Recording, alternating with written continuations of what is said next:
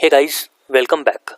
So in the last video, we talked about the importance of learning a recursive function, whereby we saw that there are multiple places where we use recursion very heavily, like tree, graph, divide and conquer, greedy algorithms, dynamic programming, etc.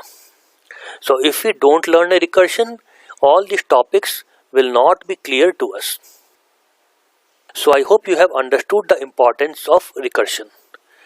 Now in this video, let's talk about how is a typical format of a recursive method. So a recursive method comprises of two elements, that is recursive case and a base case. Now when we say recursive case, we mean the cases where the function needs to recur. That is, those cases in which a given method needs to recall itself with a modified value. Like as we have seen in our binary search tree search operation, that every time we were not finding the value that we were trying to find, we were either going to left or right subtree. The methods were same, the only difference was the subtree with which we were progressing further. So that was nothing but the recursive case. Now the second thing is the base case, that is the case after which we did not do any more recursive calls, or in a simple word, stop this method and please don't do any more recursive calls. Now why do we need a base case?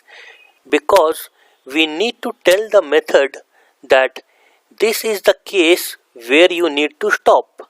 If we don't specify it, then the method will keep going on forever and we will unnecessarily get stuck in an infinite loop. So this is a sample recursive method in which the name of the method is sample recursion and it takes a parameter. It can be anything. It can be integer, string, float, double, etc. etc. Once it enters its method, it says if base condition is satisfied, then we do some computation and we return from here.